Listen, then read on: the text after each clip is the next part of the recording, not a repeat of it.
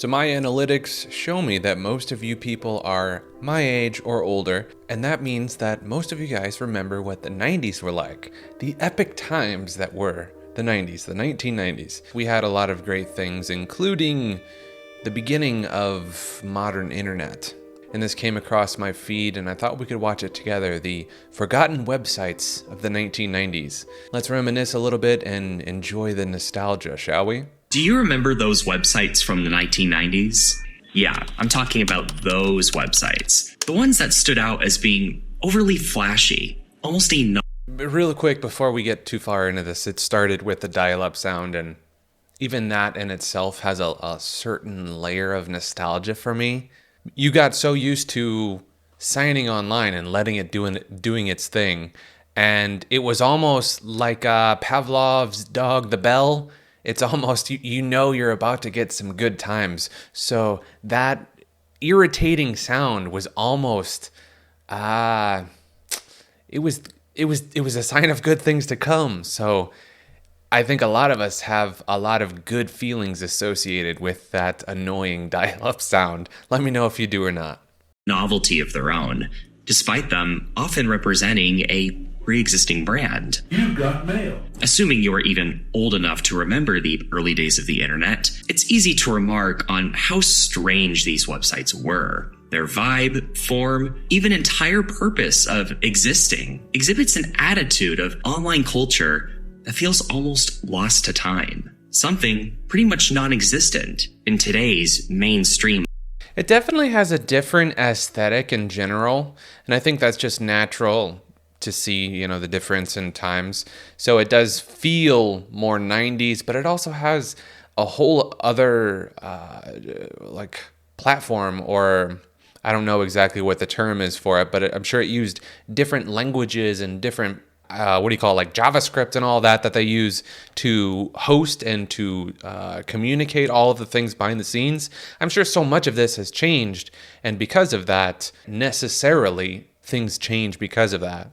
Online space. The internet is just so different from what it used to be. Right. Now, I have talked in the past about the reasons why this change has occurred over time. There are several, but at least knowing the fundamentals of them will help us better understand, as well as appreciate some of these iconic 90s websites that have since completely changed beyond recognition, or have even been lost to time entirely. These early websites were experimental, they were fun, almost careless, and also had an overwhelming emphasis on younger audiences. Today, we're going to talk about them and how they are. So looking at it briefly and seeing, interacting or going back through my own memories, it does feel like in general, a lot of the older websites from the early internet were much more interactive. And they had much more heavy emphasis on graphics and, specifically interactable graphics. You see all these big logos that you can click on, and it's not just a very trim and neat and modern minimalist style that can be optimized for your phone. And perhaps that's arguably the biggest difference here is nothing here was designed for your phone. Everything was designed for a much larger device that could be accommodating to more screen space. All changed. By the way, quick tangent, if you're wondering about the background, right now I am at the Casbah Coffee Club in Liverpool. It is owned by Pete Best family, and it is where the Beatles regularly stayed from 1960 to 1962. Yes, cool. I am in the very room where the most influential rock band of all time regularly slept, and I'm making a YouTube video. Sorry to piss on your graves, boys. Now, I think one of the greatest, most memorable examples of a quintessential 90s website would be, of course, Nick.com. If any website better encapsulated that distinction between web and brand, it was this one. Heck, Nickelodeon as a whole is a cultural landmark for many kids who grew up in the 90s. It also launched at the perfect time. October of 1995. This year was a turning point for the World Wide Web. Thanks to the release of Windows 95 and the growing popularity of service providers such as America Online, the internet became much easier to use and much more commercialized, and saw mass adoption within everyday households. Much like Yahoo at the time, AOL provided a list of websites listed by category that you could access. This was great for people navigating the web for the very first time and didn't know where to start other than on the webpage of their provider. Right. One of these pages, of course, was Nickelodeon. Fortunately, at first, you needed to be an AOL member in order to use it. Kids were actually a great demographic for technology, since they were going to be the ones to grow up with it more than anybody. True. Though in 1997, Nick would officially become its own website, the Nick.com that we came to recognize. The webpage featured a ton of games, which were growing increasingly more powerful thanks to the rise of Flash media. It also included exclusive Flash content of the Nick Studio, TV shows, even a submission box to write to your favorite Nick stars. They eventually introduced something called You Pick Live, which was a programming block on the channel where users could log on to the site and vote for which shows they wanted to watch. The winning choice would then get airtime. Thanks to the internet and brilliant marketing from the Nick team, kids had this newfound power and agency that was pretty much inconceivable before, and was further amplified by the channel bug in the corner that promoted the website. Its fun and energetic presence, efficiency, and constant media exposure made Nick.com an online hub for many 90s kids. Wow, this is like a rush of nostalgia seeing all these different websites here. I haven't seen any of these in so long, and this is my childhood. I didn't really have the internet too early, but nevertheless, I mean, seeing images of this, I'm sure I saw it on the show because I did have a television and I had basic cable, so I could watch these shows, and I'm sure it added to, or they advertised it quite a bit. And that was something that was also very interesting because they were trying to mesh internet and TV even back then, and it was in an interesting era where not everybody had the basic access to the internet, let alone a computer that was capable of running a lot of these really intense flash graphics. Regardless, they had a lot of the early oops days where, for instance, you may see a part of a piece of content and then the last part of it is locked behind the internet access, which you may not have, unlike today where everybody has the internet in their pocket with a cell phone. So what a time to be alive, but also what a time to be alive. This website would become much more complex throughout the 2000s, but as smartphones began to dominate the space, things started to change. Due to their small screens, smartphones require much more simple UI designs, especially when it came to online navigation outside of an app. Because of this, along with the decline of Flash media, which I've made an entire video about, the standard for web design began to shift towards much more simplified web pages. So yeah, the Nick.com website certainly does still exist and even still has games, but it isn't quite the same. The page has a much less kid-friendly, much more professional vibe to it. Yeah, it does. Whether this is a good thing or a bad thing is obviously up to the individual's preference, but the Nick.com of today certainly is different and serves a different role than it did at its inception. What good is navigating the internet if you don't have a cool web browser to do it on? Has never looked personalized. Midsommar? Ooh, spooky. Puberty backwards. Be sure to check it out. Sites like Nick.com showcase that a company website didn't just have to be an extension of the brand, but its own separate thing altogether. This was the early experimental days of the internet. There were no rules. As far as things go, you could create a whole other world. Because that's what it was, the cyber world. So then comes another shining example, Blockbuster.com. Did you know, kids, that before there was Netflix, if you wanted to rent a video, you actually had to go to the store and buy a disc? Oh, video stores, gosh, honestly, as sad as it is, that's video rental stores is probably one of the single biggest thing I miss about the 90s. simpler times, and perhaps it was just had to do with the way my town was structured. The video rental store was almost like the center hub of the city somehow. So it just had such a special place in my heart for some reason. Yes, obviously Blockbuster Video was around during a time where the internet was still too new to commercially support large amounts of bandwidth for something like movies and television shows. So its business practices stuck to the traditional way of doing things. You would walk into the store, rent out the physical copy of the media you wanted to borrow, and you would return it before a specified deadline, much like a library, except obviously you had to pay for it. Also, be kind. Rewind. But much like with Nick.com, the internet was the place for creating experimental environments within your limited means. What if Blockbuster created a digital store as well? One which emulated the look and feel of their real life stores. This is more than just Gosh, look how ugly it is. Honestly, look how it's... granted, obviously a lot of it has to do with the fact that it's older graphics, but it is just so aesthetically. Honestly, I kind of like it.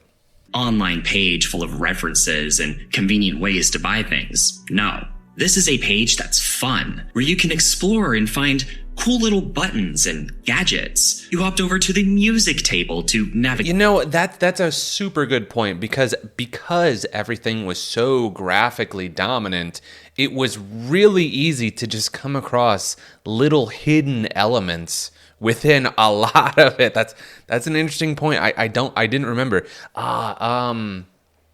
Gosh, one online game I played briefly, Neopets. It had a lot of that, I believe, where you could be just hovering through your mouse, and then all of a sudden there's like a secret area that you just stumbled across.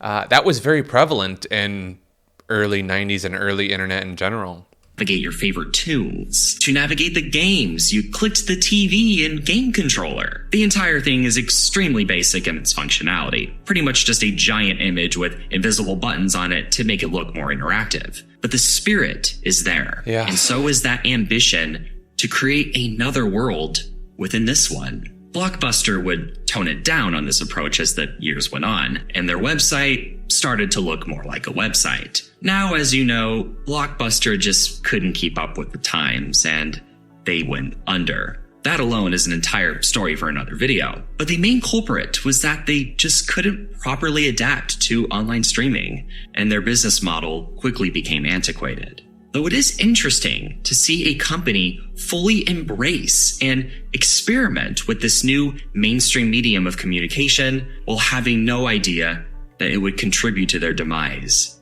years later. Naturally, this practice of creating a website that was an extension of a particular brand was becoming the norm. While the internet was growing in popularity in the 90s, so was coffee, particularly coffee culture. Coffee was no longer just something you ordered at the diner or bought at the grocery store in powder form. Coffee was now a lifestyle, a commitment. Something that oddly complemented coffee was the computer.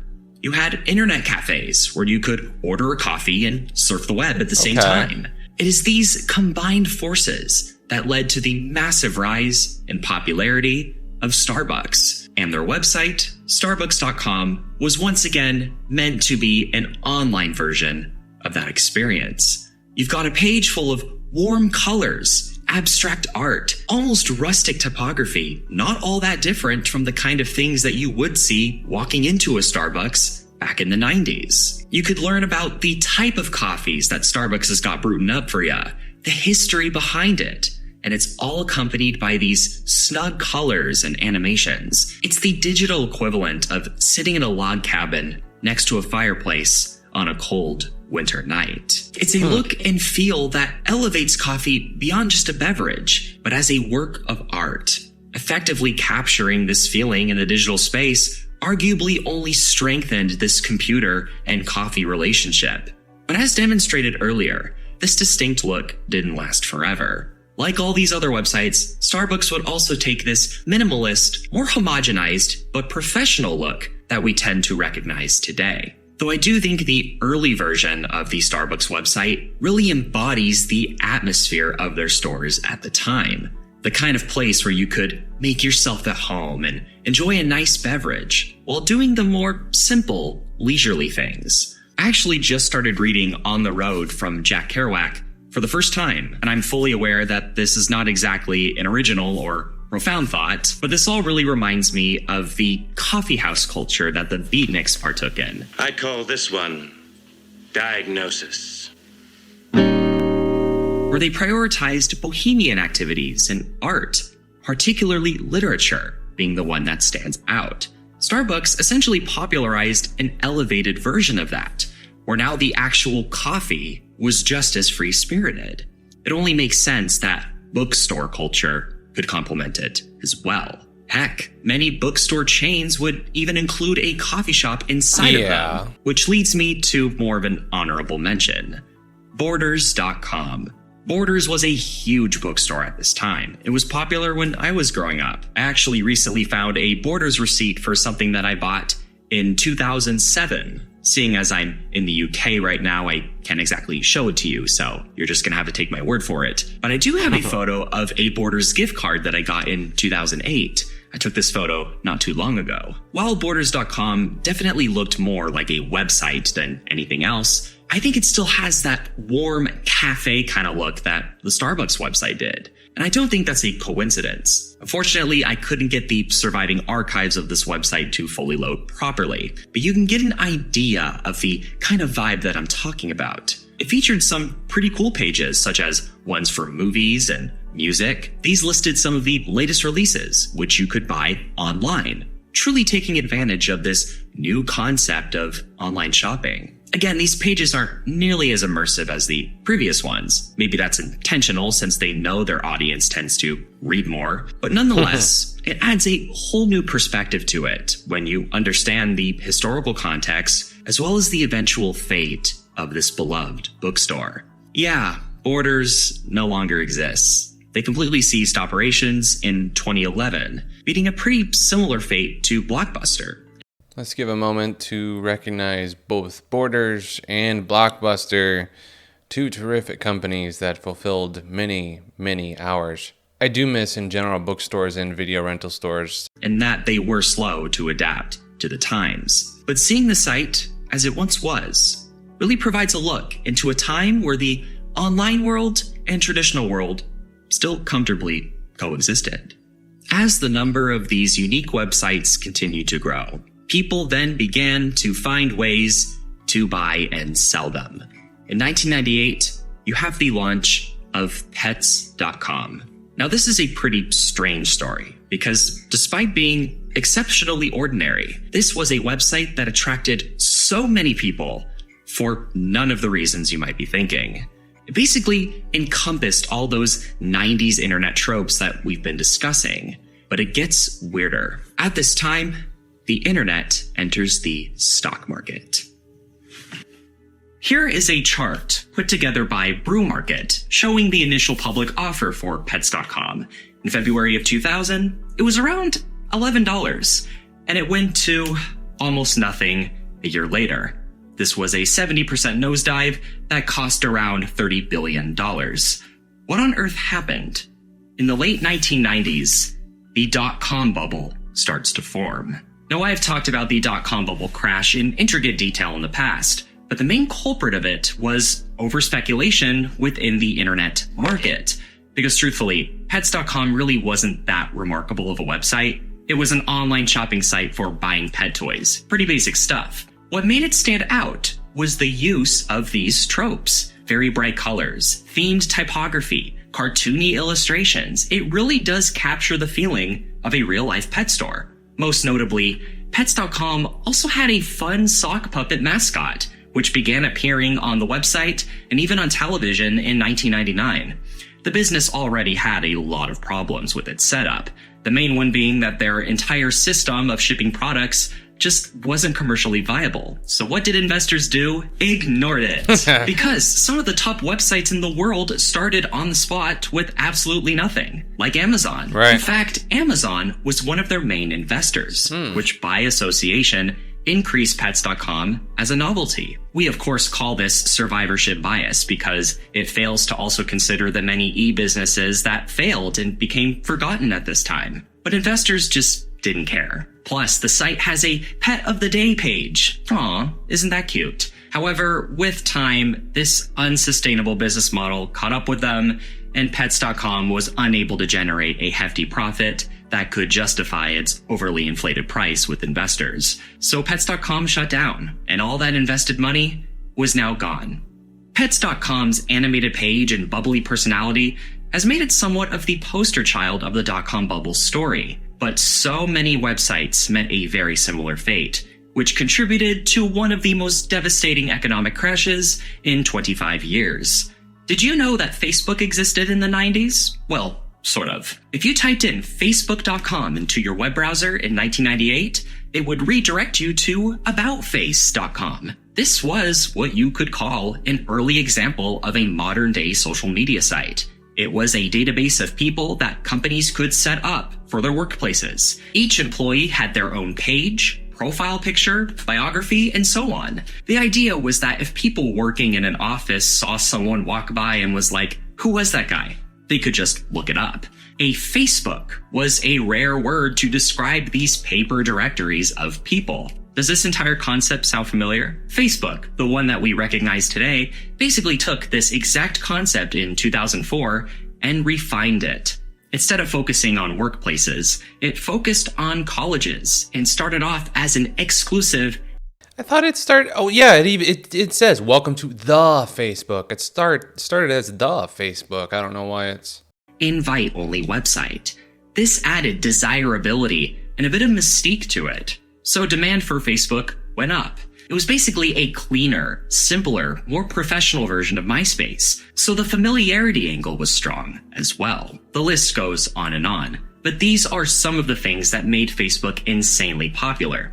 But it's interesting to see just how many similarities About Face has. However, it just wasn't nearly as interactive as Facebook was and just did not target the right demographic. And so it just faded away into obscurity. Going back to our discussion of survivorship bias, I think About Face is a great example of one of the startups that just didn't work and became almost completely forgotten to time, with its absence serving as evidence to this fallacy. But this website, along with the ones we've mentioned and countless others, also serve as a time capsule into a completely different online world. One which had a different look, feel, and purpose. Its short-lived era gave life to a much more complex, connected world. And it is up to us what we make of it. That was a pretty good video. A blast from the past to see a lot of these. I decided to take a look to see if one of my frequently used websites was still online. I haven't checked this out in quite a while, but turns out it is. This is such a 90s website. You can see it's got the same kind of feel to it. So this was pretty okay, so I was young and I'm sure I was looking up how to kiss or something, and I came across virtualkiss.com, and sure enough there was a kiss chat, and that, my friends, is how I met my first online girlfriend. So yeah, this definitely has a lot of the same kind of 90s vibe. It's interesting to see that it's up. Let's actually take a look to see what happens when we go to the Virtual Kiss. Virtual Kiss chat, let's go. Sorry, yeah, I figured as much. I'm surprised that it was even up at all. I mean, it was, there was like maybe 20 people in there. Maybe 15 to 20, 25 people in the chat room at all times for the most part. And I'm just, a young teenager just going in there and chatting with various random people around the world. But yeah, the 90s were just definitely a more interesting time. It's also interesting, despite having such, everything so much more graphically intense, despite having slower internet, it does seem like quite the conundrum there. Some things, there was no mention of GeoCities in general. That was a really big thing. Angel Fire. Anyway, another big thing that was not mentioned was You Got Mail. Oh my gosh, classic sound.